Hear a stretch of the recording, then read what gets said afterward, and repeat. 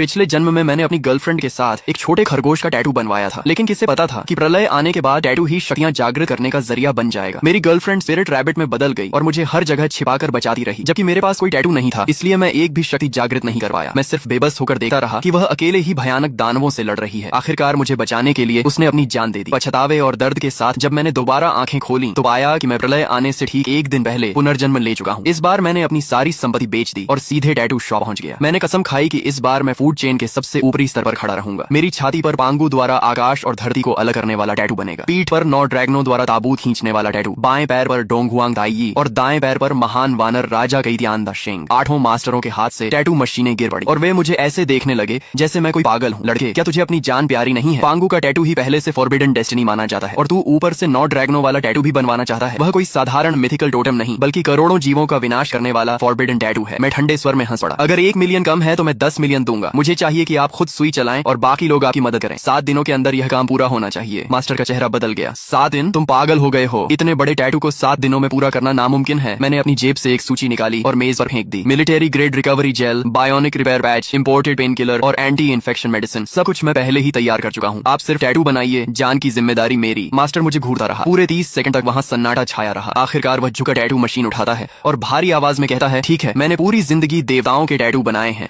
लेकिन तुम्हारे जैसा पागल कभी नहीं देखा। ये काम मैं स्वीकार करता हूँ। 3 दिन बाद जियांगजो शहर के बाहरी इलाके की गहरी पहाड़ियों में ब्लैकस्टोन नाम के एक परित्यक्त भूमिगत बेस में, यह जगह ऊपर से देखने पर शीत युद्ध के समय का एक पुराना एयर रेड शेल्टर लगती थी। बाद में इसे एक हेवी सिक्योरिटी प्रिजन में बदल दिया गया था, लेकिन मैं जानता था कि इसकी असली पहचान क्या है। यह पुराने युग का सील किया हुआ अंडरग्राउंड कमांड सेंटर था। इसकी मुख्य संरचना, एनर्जी वेल, वेंटिलेशन टनल और वाटर स्टोरेज सिस्टम आज भी मौजूद है। मैं यहाँ जंगल में नया ठिकाना बनाने नहीं आया था, बल्कि इसे दोबारा चालू करने, मजबूत बनाने और इसकी फायर पावर सिस्टम को बहाल करने आया था। इन 3 दिनों में मैं केवल एक बार ब्लैकस्टोन बेस गया। मैंने कॉन्ट्रैक्ट साइन किया, संरचना की जांच की और यह सुनिश्चित किया कि एनर्जी वेल तथा वेंटिलेशन सिस्टम अभी भी काम करने लायक है। बाकी सारे काम मैंने अपने वकीलों और कंस्ट्रक्शन टीम को सौंप दिए। मैं, जो पूरे जियांगजो में सबसे बड़ा फिजूल खर्च अमीर माना जाता था, सिर्फ इसे खरीदना नहीं चाहता था, बल्कि इसे पूरी तरह बदल देना चाहता था। मैंने बिना हिचकिचाए कॉन्ट्रैक्ट पर हस्ताक्षर किए और आदेश दिया, देश की सबसे बेहतरीन सिक्योरिटी कंस्ट्रक्शन टीम से संपर्क करो। 10 दिनों के भीतर मुझे यहाँ ऐसी प्रलयकालीन फोर्ट्रेस चाहिए जिसमें एक मक्खी भी घुस न सके। 5 मीटर ऊंची मिलिट्री ग्रेड अलॉय वॉल, करोड़ों टन दबाव झेलने वाला blast proof gate, top level ecological circulation system और नीचे सील की गई एनर्जी अलॉय फैसिलिटीज, सब कुछ रिपेयर करके दोबारा चालू किया जाए। मैंने 100 मिलियन नकद निकाल दिए। 10 दिनों के भीतर पूरा पैसा ट्रांसफर कर दिया जाएगा। पैसों की चिंता मत करो, मैं 3 गुना मजदूरी दूंगा। 24 घंटे लगातार काम चलेगा। मेरे एक के बाद एक आदेशों के साथ पूरा जियांगजो हिल उठा। इसी दौरान टैटू शॉप में मास्टर खुद मेरे शरीर पर सुई चला रहा था, जबकि उसके 3 शिष्य रंग भरने, लाइन खींचने और त्वचा साफ करने में मदद कर रहे थे। मेरी पीठ पर बने 9 ड्रैगनों वाले टैटू में पहली काली ड्रैगन की आकृति पूरी हो चुकी थी। हालांकि उसकी आंखें अभी नहीं बनाई गई थीं, लेकिन फिर भी उससे एक अजीब दबाव महसूस हो रहा था। मेरे दोस्त शू शियाओ दाओ बगल में बैठा था। उसकी बाईं बांह पर बना नज़ा का टैटू लगभग पूरा हो चुका था और बेहद भयानक दिखाई दे रहा था, जबकि जियांग शिंगई बगल के निजी कमरे में था, जहां एक महिला टैटू आर्टिस्ट उसके 9 स्वर्गीय देवी वाले टैटू की बारीकियां पूरी कर रही थी। मेरा फोन लगातार मेरे पास रखा था। स्क्रीन पर वकीलों, एजेंटों, कंस्ट्रक्शन टीम और मटेरियल सप्लायर्स के संदेश लगातार आ रहे थे। एक तरफ मैं सुई की पीड़ा सह रहा था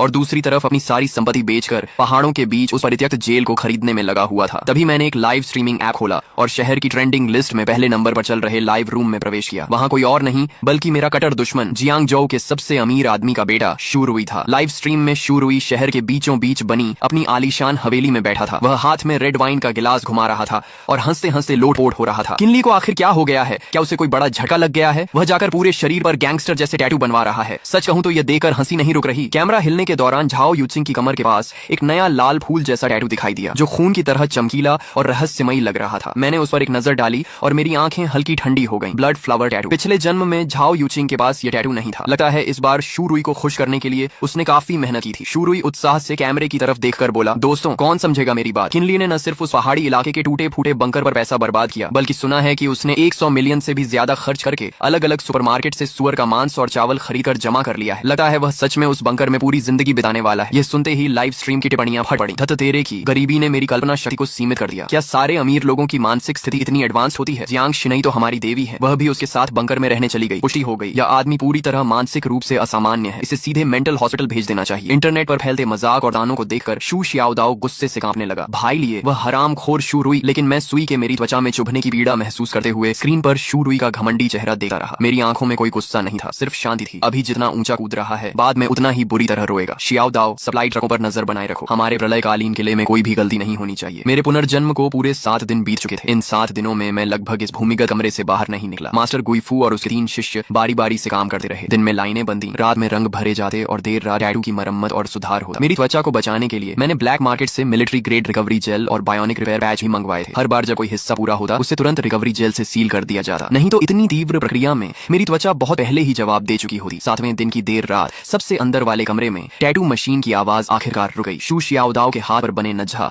और एरलांग शेन के टैटू 2 दिन पहले ही पूरे हो चुके थे। जियांग शिनई का 9 हेवंस मिस्टिक मेडन टैटू भी कल पूरा हो गया था और अब मेरे शरीर पर 4 महान फॉरबिडन टोटम आखिरकार पूर्ण हो चुके थे। छाती पर पांगू द्वारा सृष्टि निर्माण, पीठ पर 9 ड्रैगनों द्वारा ताबूत खींचना, बाएं पैर पर डोंगहुआंग ताई और दाएं पैर पर महान वानर राजा। मास्टर गुइफू ने दस्ताने उतारे और मेरे शरीर पर बने चित्रों को देखकर लंबी सांस छोड़ी। पूरा हो गया। जिंदगी भर टैटू बनाए हैं लेकिन इतना बड़ा काम कभी नहीं किया। पांगू, 9 ड्रैगन, डोंगहुआंग ताई और महान वानर राजा, सिर्फ इस एक सेट के दम पर पूरे जियांगजो के टैटू जगत में कोई भी मेरे गुइफू से ऊपर होने का दावा नहीं कर सका। मैं कुर्सी से उठकर आईने के सामने खड़ा हो गया। 4 फॉरबिडन टोटम मेरे सीने, पीठ और पैरों पर फैले हुए थे। हर रेखा प्राचीन, भारी और धारदार लग रही थी। खासकर पीठ पर बना 9 ड्रैगनों वाला टैटू। 9 काले ड्रैगन दोनों ओर लिपटे हुए ऊपर उठ रहे थे। उनकी चमकदार शल्कें एक दूसरे पर चढ़ी हुई थीं। 9 पूंछें पीठ के बीचों बीच मिल रही थीं और एक प्राचीन काले ताबूत को खींच रही थीं। उस ताबूत पर रहस्यमयी जंजीरें लिपटी हुई थीं। हालांकि वह सिर्फ एक टैटू था, लेकिन उसे देखते ही दिल पर एक अजीब दबाव महसूस होता था। शू शियाओदाओ मेरे चारों ओर घूमकर देखने लगा और अनायास ही निगल गया। ये बहुत खतरनाक लग रहा है। अगर मैंने इसे अपनी आंखों से बनते हुए न देखा होता तो मुझे लगता कि यह रात को खुद ही जीवित हो जाएगा। मैंने कपड़े पहनकर अपने सारे टैटू ढक लिए। अभी ये सिर्फ टैटू हैं, लेकिन जब लाल चांद उतरेगा तभी ये सच में जागेंगे। शियाओदाओ चौंक गया। लाल चांद? मैंने कोई जवाब नहीं दिया, बस फोन निकालकर समय देखा। लाल चांद के आने में अब सिर्फ 12 दिन बाकी थे। चलो ब्लैकस्टोन बेस चलते हैं। अब समय आ गया है कि हम अपने प्रलयकालीन किले का निरीक्षण करें। 2 घंटे बाद हम जियांगझोउ शहर के बाहरी पहाड़ी इलाके में स्थित ब्लैकस्टोन बेस पहुंच गए। वहां का प्रारंभिक निर्माण पूरा हो चुका था। भूमिगत वेंटिलेशन सिस्टम, ऊर्जा केंद्र और इकोलॉजिकल सर्कुलेशन सिस्टम दोबारा चालू किए जा चुके थे। अगले 12 दिनों तक मैंने लगभग आराम नहीं किया। डीजल, भारी of road vehicles, backup generators, military grade protective suits और जितनी भी सर्वाइवल सप्लाईज खरीदी जा सकती थी मैंने सब खरीद ली। बाहर की दुनिया को लग रहा था कि मैं पागल हो गया हूँ, लेकिन सिर्फ मुझे पता था कि सभ्य दुनिया के पास अब ज्यादा समय नहीं बचा है। लाल चांद के आने से 1 दिन पहले आखिरी खेप भी ब्लैकस्टोन बेस में पहुंच गई। गोदाम के अंदर चावल, आटा, पीने का पानी, डिब्बा बंद भोजन, ताजा मांस, दवाइयां, डीजल, बैकअप जनरेटर्स और मिलिट्री ग्रेड प्रोटेक्टिव सूट्स पहाड़ों की तरह जमा थे। 3 मंजिला भूमिगत गोदाम लगभग पूरी तरह भर चुका था। शू शियाओदाओ दरवाजे पर खड़ा होकर आंखें फाड़े देख रहा था। भाई लिए, क्या आप यहाँ अगले जन्म तक रहने वाले हैं? जियांग शिनई भी चुपचाप सब देख रही थी। वह पहले से जानती थी कि मैंने बड़ी मात्रा में सामान जमा किया है, लेकिन जब उसने अपनी आंखों से यह विशाल भूमिगत गोदाम देखा तो उसके माथे पर भी शिकन आ गई। किन लिए? आखिर आप किस चीज से डर रहे हैं? मैंने तुरंत जवाब नहीं दिया। मैं धीरे धीरे गोदाम के बीचों बीच चला गया और अपना दाहिना हाथ उठाया। अगले ही पल एक चमक हुई। 3 मंजिला ऊंचाई तक जमा हजारों टन सामान अचानक हवा में गायब हो गया। कुछ ही सेकंड पहले तक भरा हुआ गोदाम अब पूरी तरह खाली था। वहां सिर्फ भारी सामान के दबाव से बने निशान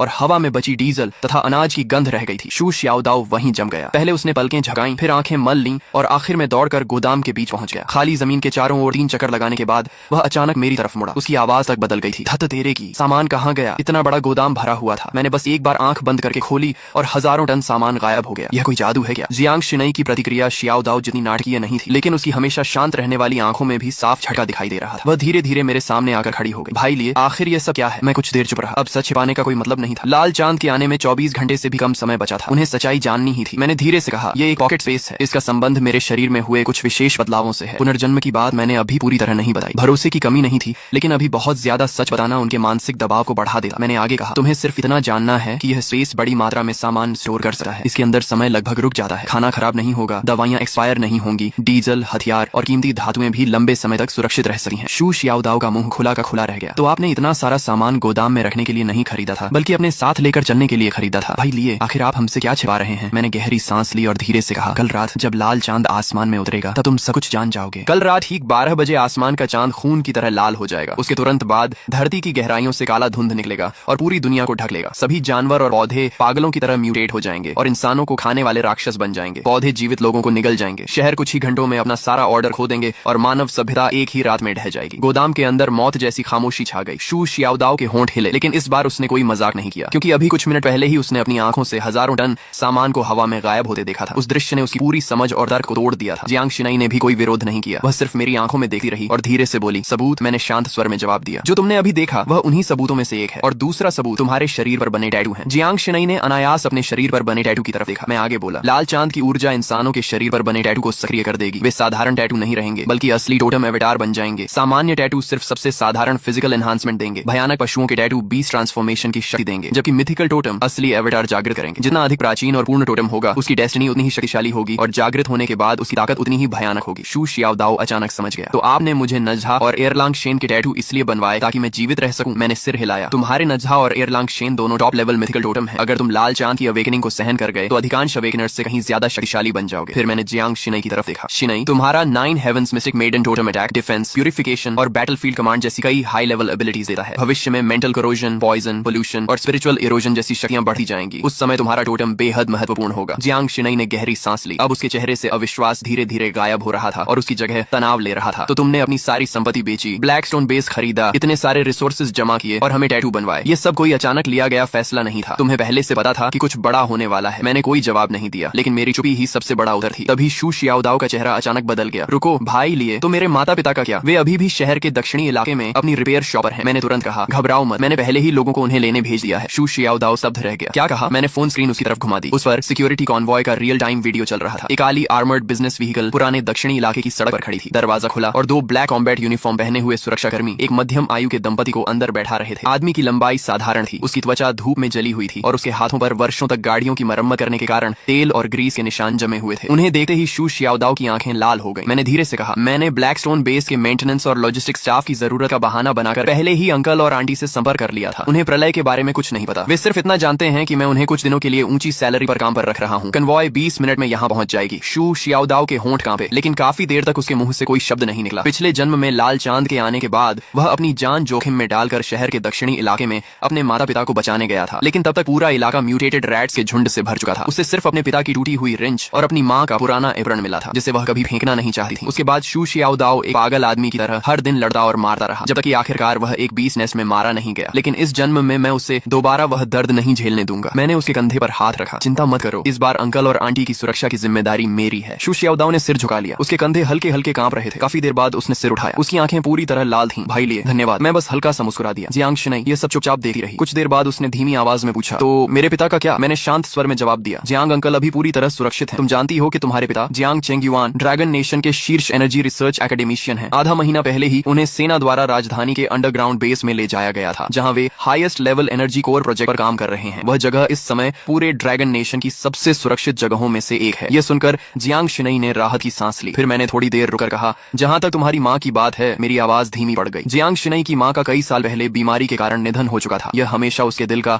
सबसे गहरा घाव रहा था। जियांग शिनई ने आगे कोई सवाल नहीं पूछा। उसने बस हल्के से सिर हिला दिया। मैं समझ गई। मैंने उन दोनों की तरफ देखा और गंभीर आवाज में कहा, अब से ब्लैकस्टोन बेस पूरी तरह बंद रहेगा। कोई भी इस बेस से बाहर नहीं जाएगा। शू शियाओदाओ ने गहरी सांस ली और सिर हिला दिया। जियांग शिनई ने भी अनजाने में अपनी पीठ पर बने 9 हेवंस मिस्टिक मेडन के टैटू को छुआ। मैंने सिर उठाकर बेस के बाहर फैली रात की ओर देखा। सारी तैयारियां पूरी हो चुकी थीं। अब सिर्फ सही समय का इंतजार था। अगली सुबह ब्लैकस्टोन बेस के अंडरग्राउंड लिविंग एरिया में शू शियाओदाओ के माता पिता को सबसे सुरक्षित लिविंग कैबिन में रखा गया था। शू जियानगुओ अपनी जवानी में सैनिक रह चुके थे। हालांकि उन्हें यह नहीं पता था कि क्या होने वाला है, लेकिन बेस की सुरक्षा व्यवस्था देकर उन्होंने तुरंत महसूस कर लिया कि कुछ असामान्य है। उन्होंने ज्यादा सवाल नहीं किए, बस शू शियाओदाओ के कंधे पर हाथ रखकर कहा, प्रेसिडेंट चिन के साथ रहो और मेहनत से काम करो। दूसरी ओर ली गुइलान सुबह से ही किचन में व्यस्त थी। उन्होंने हम सबके लिए गर्मा गर्म डम्पलिंग्स का एक बड़ा बर्तन तैयार किया। शू शियाओदाओ खाते खाते आंखें लाल कर बैठा, लेकिन कुछ बोला नहीं, क्योंकि प्रलय आने से पहले घर का ऐसा गर्म खाना खावाना बहुत से लोगों के लिए आखिरी सपना साबित होने वाला था। पिछली रात ही मैं सारी बची हुई सप्लाईज को पॉकेट स्पेस में रख चुका था। ब्लैकस्टोन बेस का आखिरी हेवी कार्बन अलॉय गेट भी तड़के पूरी तरह सील कर दिया गया था। पूरा अंडरग्राउंड फोर्ट्रेस रोशनी से जगमगा रहा था। वर्षों से बंद पड़ा अंडरग्राउंड एनर्जी कोर अब पूरी क्षमता से चल रहा था। मॉनिटरिंग स्क्रीन पर बाहर की दुनिया का 360 डिग्री व्यू दिखाई दे रहा था। शू शियाओदाओ हाथ में डम्पलिंग्स का कटोरा लेकर मॉनिटर देख रहा था, जबकि जियांग शिनई विशाल स्क्रीन के सामने खड़ी होकर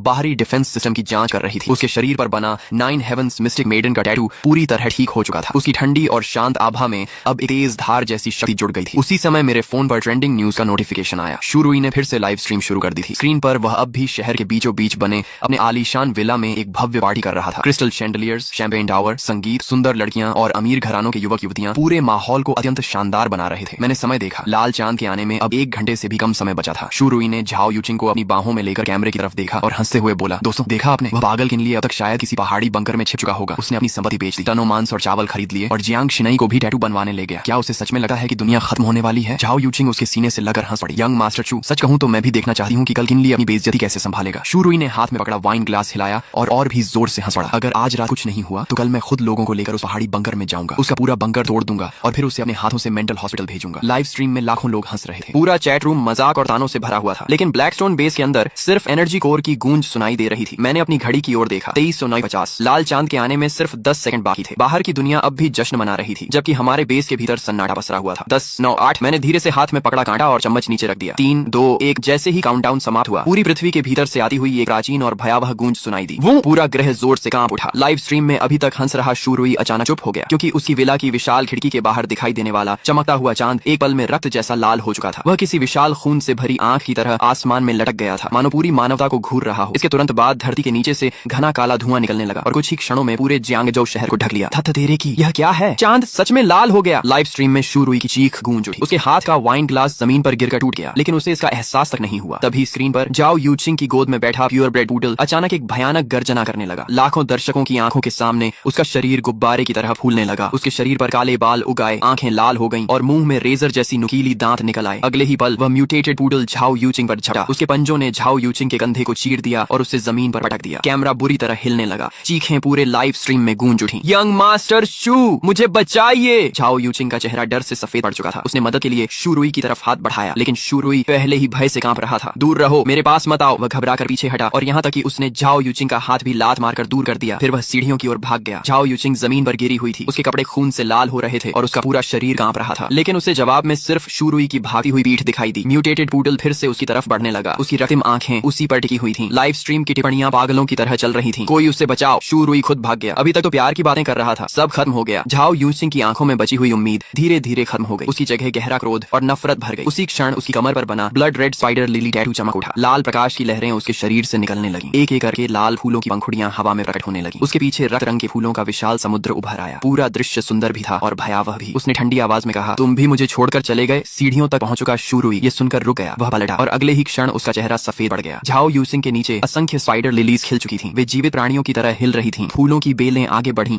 और म्यूटेटेड पूडल के पैरों को जकड़ लिया। अभी कुछ क्षण पहले तक उग्र दिखने वाला वह राक्षसी कुत्ता अब किसी दूह स्वप्न में फंसा हुआ प्रतीत हो रहा था। वह जमीन पर गिरकर कांपने लगा। झाओ यूचिंग दीवार का सहारा लेकर खड़ी हुई। उसके कंधे का घाव लाल फूलों से ढक चुका था। उसके चेहरे पर एक रहस्यमयी मुस्कान उभर आई। पूरी लाइव स्ट्रीम फट पड़ी। तेरे की वह जाग गई। उसके शरीर पर फूल खिल रहे हैं। ये कैसी शक्ति है? बहुत डरावना है। अगले ही पल स्क्रीन काली हो गई। लाइव स्ट्रीम अचानक बंद हो गई। मैंने अपने फोन की काली स्क्रीन को देखा और होठों पर ठंडी मुस्कान आ गई। येलो स्प्रिंग्स, स्पाइडर, लिली, फूल खिलते हैं लेकिन वापसी का रास्ता नहीं छोड़ते। झाओ यूचिंग ने इस जन्म में अपने लिए सचमुच एक उपयुक्त भाग्य चुना है। तभी शू शियाओदाओ की कांपती आवाज सुनाई दी। भाई लिए बाहर सब कुछ बिखर गया है। वह मॉनिटरिंग स्क्रीन पर दिखाई दे रहे शहर के दृश्य को देख रहा था। मैंने तुरंत कहा, बाहर मत देखो, अपने मन को स्थिर रखो, क्योंकि इसी समय लाल चांद की ऊर्जा बेस की मोटी चट्टानों को भेद कर हमारे शरीरों तक पहुंच चुकी थी। शू शियाओदाओ और जियांग शिनई दोनों दर्द से कराह उठे। लाल चांद की ऊर्जा उबलते हुए लावे की तरह उनके शरीरों में प्रवेश कर रही थी। शू शियाओदाओ की बाईं बांह पर बना नझा का टैटू भयंकर अग्नि में बदल गया। दाईं बांह पर बने एरलांग शेन की तीसरी आंख चमक उठी और सुनहरी रोशनी चारों ओर फैल गई। जियांग शिनई की पीठ पर बना 9 हेवंस मिस्टिक मेडन टोटम प्रकाश में बदल गया। दैवीय आभा ने उसे हवा में उठा लिया। उसका शांत स्वभाव अब पवित्र और अजेय प्रतीत हो रहा था। वे दोनों जाग चुके थे। उन्होंने अवेकनिंग प्राप्त कर ली थी, लेकिन मेरे साथ जो हो रहा था वह उनसे कहीं अधिक भयानक था। मेरे शरीर में प्रवेश करने वाली लाल चांद की ऊर्जा उनकी तुलना में 10 गुना अधिक थी। अचानक पूरे अंडरग्राउंड फोर्ट्रेस में 9 गहरी ड्रैगन गर्जनाएं गूंज उठी। मेरी पीठ पर बना 9 ड्रैगन पुलिंग कॉफिन टोटम पूरी तरह जाग चुका था। 9 विशाल काले ड्रैगनों की परछाइयां मेरी पीठ से बाहर निकल आईं। उनके शरीर पर्वतों जैसे विशाल थे। उनकी शल्कें बर्फ जैसी ठंडी चमक रही थी। उनकी रक्तिम आंखें एक साथ खुल गईं। उनके पीछे एक प्राचीन काला ताबूत हवा में तैर रहा था। उस ताबूत पर लिपटी हुई लाल काली जंजीरें एक एक करके तनने लगी। एक अवर्णनीय फॉरबिडन प्रेशर पूरे अंडरग्राउंड फोर्ट्रेस में फैल गए। शू शियाओदाओ का चेहरा सफेद पड़ गया और वह कई कदम पीछे हट गया। यहाँ तक कि जियांग शिनई के पीछे खड़ी 9 हेवंस मिस्टिक मेडन एवेटार भी हल्की कांप उठी, मानो उसे स्वाभाविक रूप से खतरा महसूस हो रहा हो। मेरे बाएं पैर पर बना दोंगहुआंग ताई टोटम सूर्य जैसी अग्नि से जल उठा। ऐसा लग रहा था मानो वह पूरी दुनिया को भस्म कर सका हो। मेरे दाएं पैर पर महान वानर राजा की परछाई प्रकट हुई। उसके भीतर से असीम युद्ध शक्ति फूट रही थी। स्वर्ग और धरती को चुनौती देने वाली वह शक्ति हर चीज को कुचल देना चाहती थी। चारों सर्वोच्च टोटम एक साथ जाग चुके थे, लेकिन अगले ही पल मैंने उन्हें जबरदस्ती दबा दिया। चारों फॉरबिडन टोटम बहुत अधिक शक्तिशाली थे। मेरी वर्तमान क्षमता इतनी नहीं थी कि मैं बिना किसी कीमत के उन सबको एक साथ पूरी तरह सक्रिय रख सकूं। पांगु शक्ति का प्रतीक था। 9 ड्रैगन पुलिंग कॉफिन दमन और विनाश का प्रतीक था। गर्रा!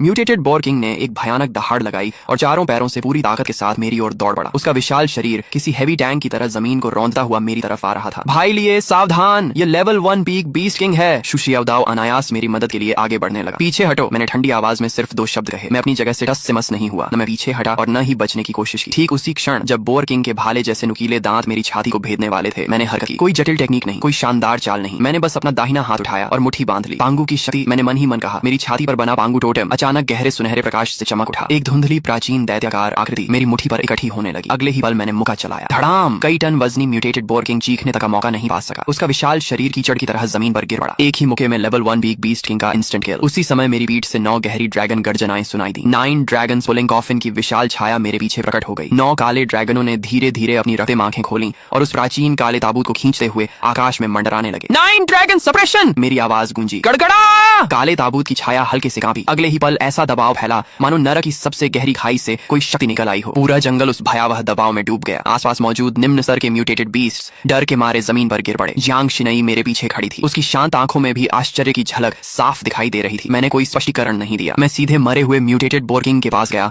और उसके सिर को काट डाला। उसके मस्तिष्क के भीतर से अंगूठे के आकार का एक लाल चमकता क्रिस्टल बाहर निकला। मैंने उसे अपनी हथेली में उठा लिया। बीस्ट कोर, प्रलय के बाद सबसे महत्वपूर्ण रिसोर्स। मेरे होंठों पर हल्की मुस्कान उभरी। प्रलय की पहली कमाई मिल गई। मैंने उस क्रिस्टल कोर को अपने पॉकेट स्पेस में रख दिया। जैसे ही कोर अंदर गया मुझे साफ महसूस हुआ कि पॉकेट स्पेस हल्का सा कांपा। उसका विस्तार बहुत कम हुआ था, लेकिन वह सचमुच थोड़ा बड़ा हो गया था। पिछले जन्म में इंसानों ने जल्दी ही पता लगा लिया था कि बीस्ट कोर सिर्फ अवेकनर्स की शक्ति बढ़ाने के लिए ही नहीं बल्कि स्टोरेज स्पेस को भी मजबूत करने में सक्षम है। मैंने शू शियाओ दाओ और जियांग शिनई की ओर देखा। इन सभी बीस्ट्स के कोर निकाल लो और मांस भी बर्बाद मत करना। इवोल्यूशन के बाद उनका मांस लंबे समय तक स्टोर किया जा सकता है। समझ गया? शू शियाओ दाओ तुरंत उत्साहित हो गया, लेकिन तभी दूर पहाड़ी रास्ते की दिशा से अफरा तफरी की आवाजें आने लगी। बचाओ बचाओ! हमने मुड़कर देखा। लगभग दर्जन भर आदमी बुरी हालत में जान बचाकर हमारी दिशा में भाग रहे थे। वे गिरते पड़ते ब्लैकस्टोन बेस की तरफ दौड़ रहे थे। उनके पीछे चीते जितने बड़े कई म्यूटेटेड ब्लड ब्लेड मैंटिसेस उनका पीछा कर रहे थे। मैंने आंखें सिकोड़ कर ध्यान से देखा। सबसे आगे दौड़ रहा आदमी मुझे पहचान में आ गया। लियू फैटी, वही कॉन्ट्रैक्टर जिसने ब्लैकस्टोन बेस के बाहरी निर्माण का काम संभाला था। पिछले जन्म में जब मैं बर्बाद हो चुका था, इसी आदमी और उसके साथियों ने मुझे और भी मुसीबत में धकेल दिया था। उन्होंने मेरा इस्तेमाल करके खुद को बचाया था। बॉस चिन, यंग मास्टर चिन, हमें बचा लीजिए! लियू फैटी चीखते हुए मेरी तरफ दौड़ा। जल्दी हमें अंदर आने दीजिए, हम सब जियांगझोउ के ही लोग हैं। आप हमें मरने के लिए नहीं छोड़ सकते। मैं वहीं खड़ा रहा और ठंडी निगाहों से उसे देखता रहा। मरने के लिए नहीं छोड़ सकता? मेरी आंखों में बर्फ जैसी ठंडक चमक उठी। पिछले जन्म में जब तुम लोगों ने मुझे धक्का देकर मौत के मुंह में भेजा था, तब क्या तुम्हें याद था कि हम सब एक ही शहर के लोग हैं? लियू फैटी स्तब्ध रह गया। वह मेरे शब्दों का मतलब नहीं समझ सका, लेकिन मेरी आंखों में जो भाव था उसे वह अच्छी तरह पढ़ सकता था। वह किसी उद्धारकर्ता की नजर नहीं थी, वह ऐसी नजर थी जो मृत व्यक्ति को देखती है। मैंने धीरे धीरे अपना दाहिना हाथ उठाया। मेरा बंकर कचरे को अंदर नहीं आने देता। इतना कहकर मैंने उंगलियां चटकाई। अगले ही पल ब्लैकस्टोन बेस के बाहर लगी विशाल अलॉय वॉल अचानक सक्रिय हो गई। करोड़ों वोल्ट की हाई वोल्टेज इलेक्ट्रिसिटी दीवार पर दौड़ गई। सबसे आगे दौड़ रहे ब्लड ब्लेड मैंटिसेस सीधे बिजली की चपेट में आ गए। धड़ाम धड़ाम धड़ाम! कई म्यूटेटेड मैंटिसेस हवा में उछल गए और जलते हुए दूर जा गिरे। लियू फैटी का चेहरा पल भर में राख की तरह सफेद पड़ गया। लियू फैटी डर के मारे जमीन पर गिर पड़ा। यंग मास्टर चिन, मुझसे गलती हो गई। मैं सच में गलत था, लेकिन मैंने उसकी ओर दोबारा देखा तक नहीं। मैं बेगुनाहों का बेवजह कत्ल नहीं करता, लेकिन दुश्मनों को नहीं बचाता और बुरे लोगों को जरूर खत्म करता हूँ। मैं मुड़कर वापस बंकर की ओर चला गया। मेरे पीछे भारी अलॉय गेट धीरे धीरे बंद हो गया। दरवाजे के बाहर से आती चीखें और भगदड़ की आवाजें जल्द ही अंधेरे और म्यूटेटेड बीस्ट के बीच गायब हो गईं। लाल चांद के आने के तीसरे दिन बाहरी दुनिया पूरी तरह नरक बन चुकी थी। शहर के बीचों बीच हर तरफ टूटी हुई गाड़ियां और खंडहर बिखरे पड़े थे। आवारा बिल्लियां और कुत्ते बैलों जितने बड़े हो चुके थे और झुंड बनाकर सड़कों पर बचे हुए इंसानों का शिकार कर रहे थे। लेकिन इसी समय ब्लैकस्टोन बंकर के अंदर मक्खन वाले हॉट पॉट की खुशबू फैली हुई थी। शू शियाओ दाओ मुंह में भरा हुआ खाना चबाते हुए बोला, भाई लिए, अगर प्रलय में रोज ऐसा खाना मिले तो मुझे कोई दिक्कत नहीं है। जियांग शिनई ने उसे घूर कर देखा। जरा बाहर जाकर देखो, फिर बोलना। शू शियाओ दाओ तुरंत चुप हो गया। मैंने ठंडी बीयर का घूंट लिया और सोफे पर टिक गया। तभी अचानक तेज अलार्म बज उठा। Beep beep beep! चेतावनी, बाहरी सुरक्षा क्षेत्र में बड़ी संख्या में हीट सोर्सेस पाए गए हैं। मैंने तुरंत मॉनिटरिंग स्क्रीन चालू की। बंकर से लगभग 1 किलोमीटर दूर पहाड़ी रास्ते पर काले बादल की तरह लोगों की भीड़ हमारी ओर बढ़ रही थी। कम से कम 500 से 600 लोग थे। उनके हाथों में मचेटीज, स्टील पाइप्स और कई लोगों के पास ऑटोमेटिक राइफल्स थी। सबसे आगे एक गंजा भारी शरीर वाला आदमी चल रहा था, जिसके शरीर पर एक विशाल रक्तम अजगर का टैटू लिपटा हुआ था। चिंगलोंग गैंग का सरगना लोंगवू। पिछले जन्म में यह आदमी अपने S rank blood Python totem के बल पर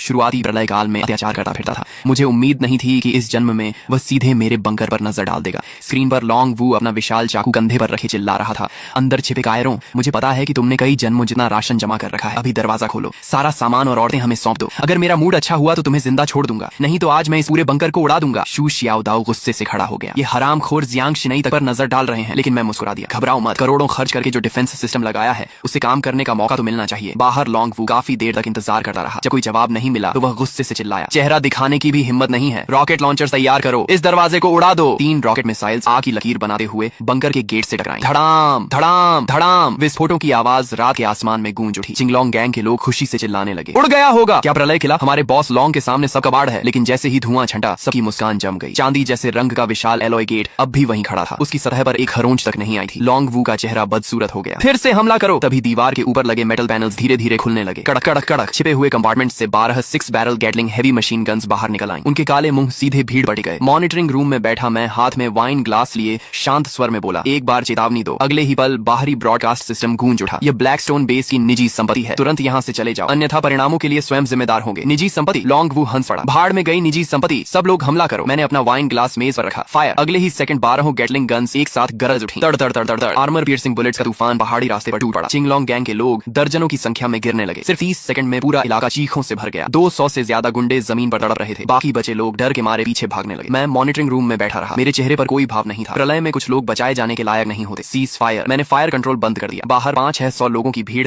अब आधे से भी कम रह गई थी। लॉन्ग वू खून से लथपथ उठ खड़ा हुआ। कमीने, मैं तुझे जिंदा नहीं छोड़ूंगा। उसका पूरा शरीर रक्तम शल्कों से ढका हुआ था। S rank blood Python awakener होने के कारण उसकी लाइफ फोर्स और डिफेंस असाधारण थी। साधारण गोलियां उसे आसानी से नहीं मार सकती थी। अर्थ टाइप अवेकनर्स, सुरंग खोदो। आज अंदर के लोगों को मारे बिना वापस नहीं जाएंगे। पंगोलिन टैटू वाले कई अवेकनर्स तुरंत जमीन खोदने लगे। मैंने स्क्रीन देखकर ठंडी हंसी हंसी। मरने की जल्दी है इन्हें। मैं उठ खड़ा हुआ। शियाओ दाओ, शिनई, बेस संभालो, मैं बाहर का कचरा साफ करके आता हूँ। भारी अलॉय गेट धीरे धीरे खुल गया। मैं अकेला बाहर निकल आया। लॉन्ग वू ठहाका मारकर हंसा। आखिर मौत स्वीकार करके बाहर आ ही गया। उसके इशारे पर 200 से ज्यादा बचे हुए गुंडे हथियार लेकर मेरी ओर टूट पड़े। मैं वहीं खड़ा रहा। फिर मैंने धीरे धीरे अपना बायां पैर आगे बढ़ाया। बाएं पैर पर बना दोंगहुआंग तई टोटम गहरे सुनहरे प्रकाश से चमक उठा। ऐसी गर्मी फैलने लगी मानो पूरी दुनिया पिघल जाएगी। Solar true fire. मैंने पैर जमीन पर दे मारा। धड़ाम। सुनहरी आग का समुद्र चारों ओर फैल गया। सबसे आगे दौड़ रहे दर्जनों गुंडे छूते ही हवा में उछल गए। जमीन काली पड़ गई। लोहे के हथियार पिघलकर तरल धातु बन गए। इतनी भयानक गर्मी थी कि कोई मेरे पास आने की हिम्मत नहीं कर सका। सिर्फ एक बार में 200 से ज्यादा लोग पूरी तरह टूट गए। कुछ ही सेकंड में पूरा मैदान खाली हो गया। अब वहाँ सिर्फ लॉन्ग वू अकेला खड़ा था। उसके घुटने कांप रहे थे। फिर वह धड़ाम से घुटनों के बल गिर पड़ा। राक्षस, तू आखिर है क्या? मैं उसकी ओर बढ़ने लगा। हर कदम के साथ उसका मानसिक संतुलन टूटा जा रहा था। असंभव, ये किसी एफ रैंक अवेकनर की ताकत नहीं हो सकती। असंभव। अचानक उसकी आंखों में पागलपन चमक उठा। उसने अपनी जीभ काटी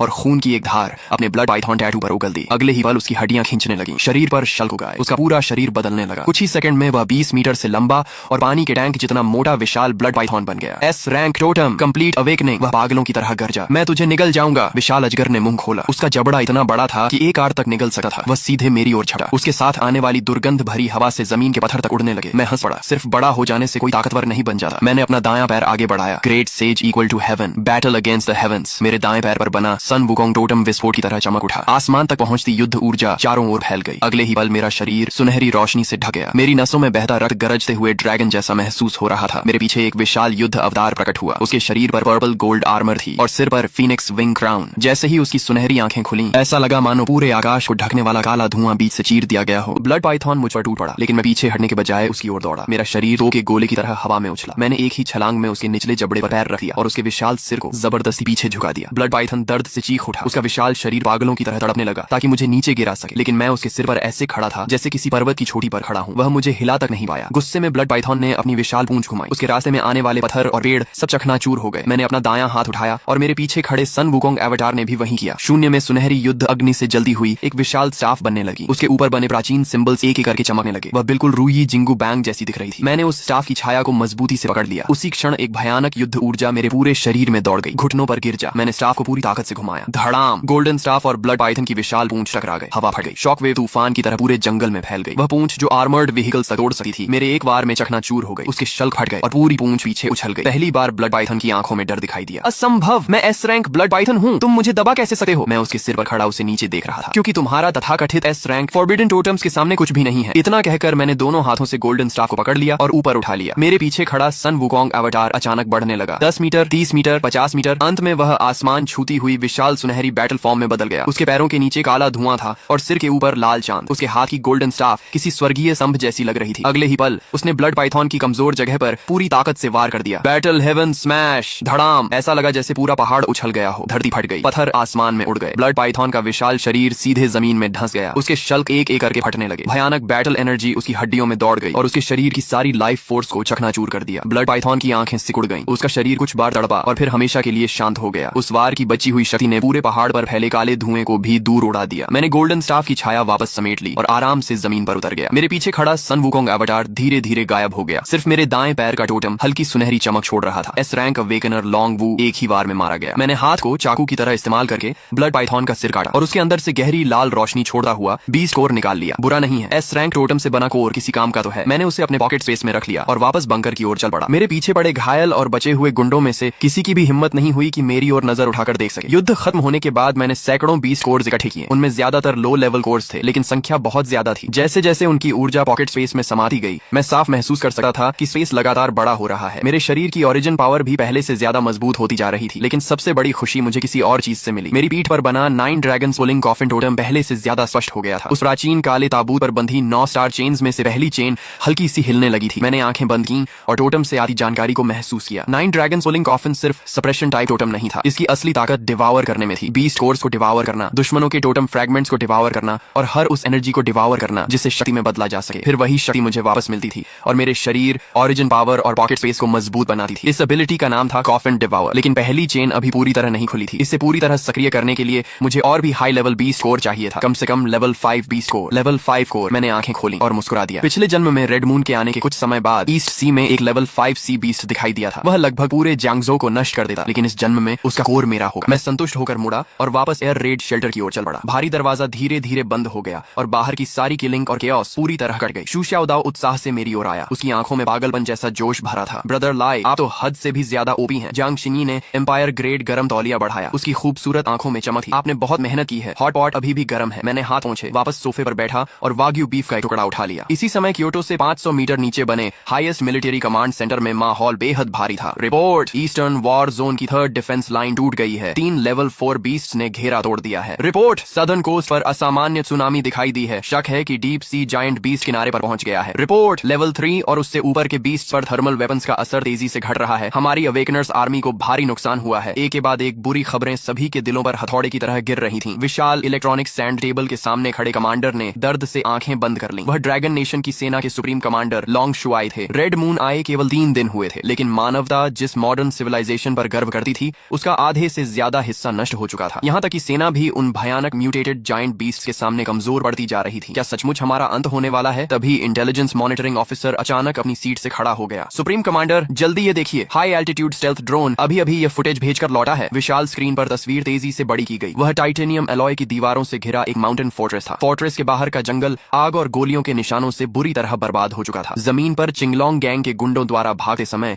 छोड़ी गई गाड़ियां और हथियार बिखरे पड़े थे और स्क्रीन के बीचों बीच एक नंगे ऊपरी शरीर वाला युवा अकेला फोर्ट्रेस के बाहर पहाड़ी रास्ते पर खड़ा था। उसके सामने 20 मीटर से भी लंबी और पानी के टैंक जितनी मोटी एक भयानक ब्लड पाइथन थी। उसका पूरा शरीर डार्क रेड स्केल्स से ढका था और उसकी विशाल आंखों में पागलपन भरा हुआ था। एस क्लास अवेकनर मिला है, क्या आसपास की सेना को तुरंत सपोर्ट के लिए भेजें? देर हो चुकी है, दूरी बहुत ज्यादा है। जब तक हमारे लोग पहुंचेंगे तब तक लड़ाई खत्म हो जाएगी। लेकिन अगले ही पल पूरा कमांड सेंटर मौत जैसी खामोशी में डूब गया। स्क्रीन में उस युवक का दायां पैर अचानक चमकदार सुनहरी रोशनी से फट पड़ा। उसके पीछे एक बेहद घमंडी और युद्ध प्रिय गोल्डन बैटल एवेटार प्रकट हुआ। उस एवेटार ने गोल्डन आर्मर पहन रखा था, सिर पर Phoenix wing purple gold crown था और उसके हाथ में एक गोल्डन स्टाफ था जो मानो आसमान को दबा रहा हो। ड्रोन की स्क्रीन के पार भी सभी लोग एक आदिम और उग्र युद्ध शक्ति को महसूस कर सकते थे। यह कौन सा पाथ है? इंटेलिजेंस ऑफिसर बड़बड़ाया। किसी ने जवाब नहीं दिया क्योंकि स्क्रीन पर लड़ाई अपने सबसे चौंकाने वाले चरण में प्रवेश कर चुकी थी। युवक एक कदम में ब्लड पाइथन के सिर पर पहुंच गया। उसने दोनों हाथों से गोल्डन स्टाफ को कसकर पकड़ लिया। उसके पीछे का गोल्डन बैटल एवेटार भी पागल हो उठा। 10 मीटर, 30 मीटर, 50 मीटर और अंत में वह एक ऐसे विशाल एवेटार में बदल गया जो लगभग पहाड़ के बराबर ऊंचा था। अगले ही पल गोल्डन स्टाफ ने ब्लड पाइथन के 7 इंच वाइटल पॉइंट पर बेरहमी से प्रहार किया। धड़ाम। स्क्रीन के पार भी सभी लोग देख सकते थे कि पूरा जंगल जोर से कांप उठा। जमीन फट गई, पत्थर आसमान में उड़ गए। वह एस क्लास ब्लड पाइथन जिसकी रक्षा को भारी हथियार भी शायद नहीं तोड़ सकते थे, एक ही बार में जमीन के अंदर धंसा दी गई। उसका विशाल शरीर कुछ क्षण तक बुरी तरह तड़पता रहा और फिर पूरी तरह मर गया। पूरा कमांड सेंटर बिल्कुल शांत हो गया। कई सेकंड बाद किसी ने मुश्किल से लार निकली। एक बार में एस क्लास एवोल्यूशन बीस्ट को मार दिया। ये कैसे संभव है? आखिर वह किस लेवल का अवेकनर है? टारगेट की पहचान मिल गई है। चिनले, उम्र 22 साल, जांगजो छिन ग्रुप का पूर्व उत्तराधिकारी। रेड मून आने से 20 दिन पहले उसने अपनी सारी संपत्ति बेच दी और जांगजो के बाहरी इलाके में ब्लैकस्टोन बेस खरीद लिया। उसने बड़ी मात्रा में सप्लाईज भी जमा की। इसके अलावा वह 2 साथियों को लेकर अंडरग्राउंड टैटू स्टूडियो गया और लगातार 7 दिनों तक बड़े पैमाने पर टैटू बनवाए। रेड मून आने से 1 दिन पहले वह आधिकारिक रूप से ब्लैकस्टोन बेस में रहने चला गया। बेस, पूरा कमांड सेंटर एक बार फिर खामोश हो गया। सभी को एक ही बात समझ आ गई थी। चिनलाई नाम का यह युवा शायद पहले से जानता था कि एपोकलिप्स आने वाला है। जांच जारी रखो। उसके साथ मौजूद उन 2 लोगों की जानकारी भी निकालो और तुरंत चिनलाई को हाईएस्ट स्ट्रेटेजिक टारगेट की सूची में डालो। स्पेशल कमिश्नर को जियांगजो भेजा जाए। चिंगलोंग गैंग को खत्म करने के अगले दिन की सुबह मैं एयर रेड शेल्टर के कांस्टेंट टेम्परेचर स्विमिंग पूल में लेटा हुआ था, आंखें बंद करके शरीर के भीतर जमा विशाल एसेंस और एनर्जी को अब्सॉर्ब कर रहा था। तभी बी बी बी तेज अलार्म की आवाज ने फिर शांति तोड़ दी। ब्रदर लाई, फिर कुछ बेवकूफ लोग मरने आए हैं। शू शाओदाओ जल्दी से पूल के पास आया और मॉनिटरिंग टैबलेट मुझे थमा दिया। लेकिन इस बार लोग ज्यादा नहीं है, केवल कुछ दर्जन, मगर उनका लीडर कोई पुराना जानकार लगा है। मैंने टैबलेट लिया और स्क्रीन पर नजर डाली। मेरे होठों पर ठंडी मुस्कान उभर आई। स्क्रीन में दर्जनों फटे पुराने कपड़े पहने हुए गुंडे हाथों में घटिया हथियार लिए पहाड़ी रास्ते से शेल्टर की ओर बढ़ रहे थे। सबसे आगे चल रहे आदमी का चेहरा गंदगी से भरा था और हालत खराब थी, लेकिन मैंने उसे तुरंत पहचान लिया। जियांगजो के सबसे अमीर आदमी का बेटा और मेरी पिछली जिंदगी का दुश्मन शू रुई। रेड मून आने वाले दिन वह सिटी सेंटर के विला में लाइव स्ट्रीम कर रहा था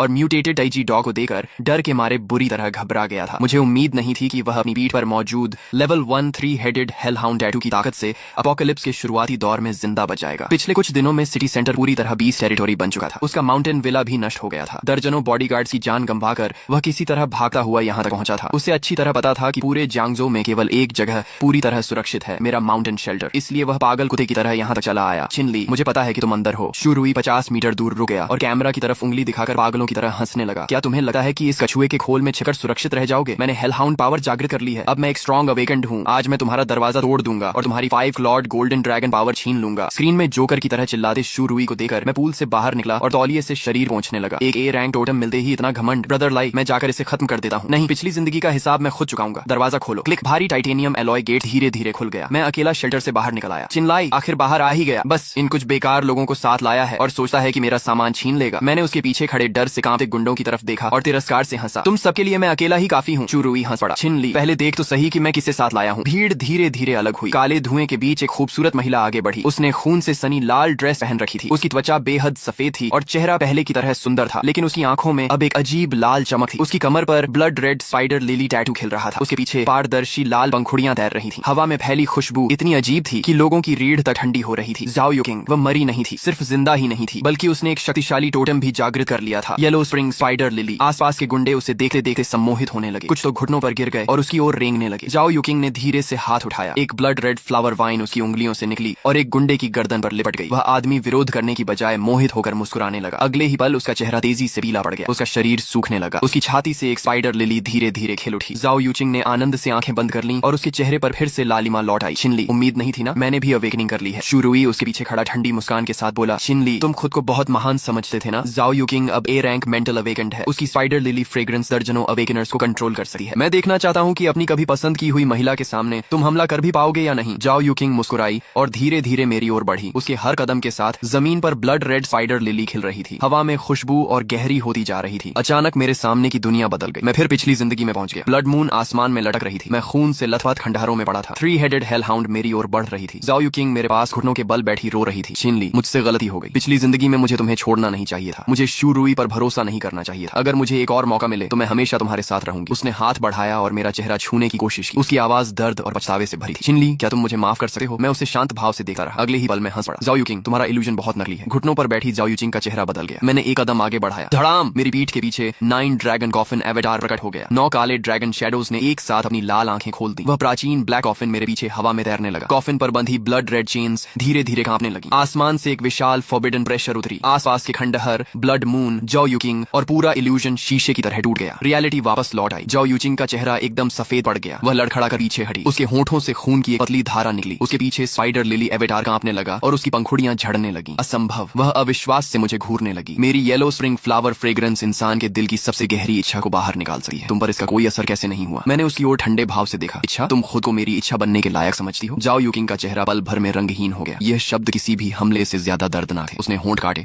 और उसकी आंखों में घबराहट उभर आई। चिनली, तुम पहले मुझे पसंद करते थे, तुम बस अब भी मुझसे नाराज हो, है ना? उसकी आंखों में आंसू भर आए। वह बेचारी बनने की कोशिश करते हुए बोली, मैं मानती हूँ कि मैंने गलतियां की थी, लेकिन उस समय मुझे नहीं पता था कि अपोकलिप्स आने वाला है। मुझे लगा था कि तुम सचमुच पागल हो गए हो। चिनलाई, बस मुझे शेल्टर में आने दो। मैं फिर से तुम्हारे साथ रह सकती हूँ। मैं अब ए रैंक अवेकेंड हूँ। मैं तुम्हारी मदद कर सकती हूँ। मैं सर्वाइवर्स को कंट्रोल कर सकती हूँ। मैं तुम्हारे काम आ सकती हूँ। ज़ाओ युकिंग, तुम धोखेबाज औरत, अभी तो कह रही थी कि उसकी मदद करके उसे खत्म करोगी। शुरुई अचानक चिल्लाया। ज़ाओ युकिंग ने पलटकर उसकी ओर देखा और गुस्से से चीखी, चुप रहो! अगर तुम लाइव स्ट्रीम में चिनलाई का मजाक न उड़ाते, अगर तुम मुझे उसके ऊपर हंसने के लिए मजबूर न करते, तो मैं आज इस हालत में नहीं होती। जब तुम भाग रहे थे तब क्या एक बार भी मुड़कर मेरी तरफ देखा था? तुम्हें मुझे दोष देने का कोई हक नहीं है। शुरुई गुस्से से कांपने लगा। मैं उन दोनों को कुत्तों की तरह आपस में लड़ते देख रहा था और मुझे यह सब बेहद बोरिंग लग रहा था। पिछली जिंदगी में मैं इन्हीं 2 लोगों की वजह से मारा गया था। ये सोचकर ही हंसी आती थी। चिनली, मुझसे गलती हो गई, सच में हो गई। मुझे एक और मौका दे दो प्लीज। ज़ाओ युकिंग ने मेरा हाथ पकड़ने के लिए हाथ बढ़ाया, लेकिन मुझे छूने से पहले ही एक अदृश्य प्रेशर ने उसे उछालकर दूर फेंक दिया। मैं ऊपर से उसकी ओर देखते हुए शांत स्वर में बोला, तुम्हें अपनी गलती पर पछतावा नहीं है। तुम्हें सिर्फ यह एहसास हुआ है कि शुरुई तुम्हारी रक्षा नहीं कर सकता और मैं उससे ज्यादा ताकतवर हूँ। ज़ाओ युकिंग का शरीर कांप उठा। उसकी आंखों में भरे आंसू वहीं रुक गए। मैंने अपना दायां हाथ उठाया। मेरे पीछे मौजूद ब्लैक कॉफिन एवेटार धीरे धीरे थोड़ा खुला। उसके भीतर से एक काली चेन बाहर निकली और बिजली की तरह ज़ाओ युकिंग की कमर पर मौजूद स्पाइडर लिली टोटम को जकड़ लिया। स्पाइडर लिली सच में खूबसूरत होती है, लेकिन तुमने इसे गलत जगह खिलाया है। मेरे शब्द खत्म होते ही ब्लैक कॉफिन चेन कस गई। ज़ाओ युकिंग दर्द से चीख उठी। उसके पीछे मौजूद ब्लड रेड फ्लावर सी एक ही पल में टूटकर बिखर गई। अनगिनत स्पाइडर लिली शैडोज हवा में मुरझाने लगी। उसके शरीर के भीतर मौजूद टोटम पावर को 9 ड्रैगन कॉफिन ने जबरदस्ती सील कर दिया। उसकी लाल आंखें फिर सामान्य हो गईं। उसका पूरा शरीर जैसे अपनी सारी शक्ति खोकर जमीन पर गिर पड़ा। मेरी शक्ति चिनलाई, तुमने मेरी शक्ति सील कर दी। वह निराशा से मुझे देखती रही। मैंने ठंडे स्वर में कहा, तुम्हें मारना मेरे लिए दूसरी बार हाथ उठाने लायक भी नहीं है। शू रुई ने ज़ाओ युकिंग को देखा, जिसकी शक्ति सील हो चुकी थी। उसकी आंखों में जरा भी दया नहीं थी, केवल नफरत थी। बेकार औरत, एक आदमी को भी अपने जाल में नहीं फंसा सकी। ज़ाओ युकिंग अविश्वास से उसकी ओर देखने लगी। शू रुई, तुमने क्या कहा? शू रुई ने उसके पास जमीन पर जोर से लात मारी और चीख पड़ा, अगर तुम जैसी अपशकुनी औरत न होती तो मैं आज इस हालत में नहीं पहुंचता। ज़ाओ युकिंग की आंखों में बची हुई आखिरी उम्मीद भी टूट गई। मैं ये सब देखकर केवल ऊब महसूस कर रहा था। अपोकलिप्स कभी किसी इंसान को नहीं बदलता, वह सिर्फ उसके दिल में छिपी सबसे गंदी चीजों को जल्दी बाहर निकाल देता है। मैंने धीरे से शू रुई की तरफ देखा। नाटक खत्म हो गया, अब हमारे बीच का हिसाब बाकी है। शू रुई के चेहरे से सारी अकड़ गायब हो गई। उसकी जगह अब सिर्फ डर बचा था। आखिर उसे समझ आ गया कि जिस लेवल 1 हेल हाउंड पावर पर उसे इतना घमंड था, वह मेरे सामने कुछ भी नहीं थी। नहीं, मैं ए रैंक अवेकेंड हूँ। मैं दुनिया का सबसे ताकतवर इंसान हूँ। शू रुई पूरी तरह पागल हो गया। उसने आसमान की ओर सिर उठाकर जानवर जैसी दहाड़ लगाई। उसकी पीठ के कपड़े फट गए। उसके पीछे 5 मीटर से भी बड़ा काली आग में जलता हुआ 3 हेडेड हेल हाउंड एवेटार प्रकट हुआ। उसका शरीर फूलने लगा, मांसपेशियां उभर आईं, दोनों हाथ तेज भेड़िए के पंजों में बदल गए और वह गंधक जैसी बदबू छोड़ता हुआ मेरी ओर झपटा। मर जा, बीच वाले कुत्ते के सिर ने मुंह खोला और काली आग की एक भयंकर लपट मेरी ओर फेंकी। सामने से आते इस विशाल हमले को देखकर मुझे बचने की भी जरूरत महसूस नहीं हुई। ए रैंक मेरे सामने कुत्ते के बराबर भी नहीं है। मैंने गहरी सांस ली। मेरे शरीर के भीतर ओरिजिन पावर से बदला हुआ भयानक ब्लड एनर्जी उफनती नदी की तरह गरज उठा। मैंने किसी एवेटार या टोटम पावर का इस्तेमाल नहीं किया, सिर्फ अपने शरीर की ताकत पर भरोसा किया। मेरा दायां मुका पीछे गया और फिर तो के गोले की तरह आगे निकला। धड़ाम, भयानक पंच फोर्स ने काली आग को बीच से चीर दिया। मेरा मुका बिना रुके यूरुई के सबसे गर्वित हेल हाउंड हेड पर जा लगा। क्रैक, हड्डियां टूटने की डरावनी आवाज गूंज उठी। यूरुई का दायां हाथ तुरंत टूट गया। बची हुई पंच फोर्स उसकी छाती पर जा लगी। यूरुई के मुंह से खून का फव्वारा निकला। उसका विशाल शरीर टूटी हुई पतंग की तरह हवा में उड़ा और दूर जाकर जमीन पर बुरी तरह गिर पड़ा। तुमने अवतार भी इस्तेमाल नहीं किया, फिर भी इतने ताकतवर कैसे हो सकते हो? यूरुई ने अपनी धंसी हुई छाती पकड़ ली। उसकी आंखों में पहली बार सच्चा डर दिखाई दिया। मैं धीरे धीरे उसके सामने पहुंचा और ऊपर से उसे देखने लगा। छिन छिन शाओ, मुझसे गलती हो गई, प्लीज मुझे छोड़ दो। मैंने उसकी ओर देखा। मेरी आंखों में कोई भावना नहीं थी।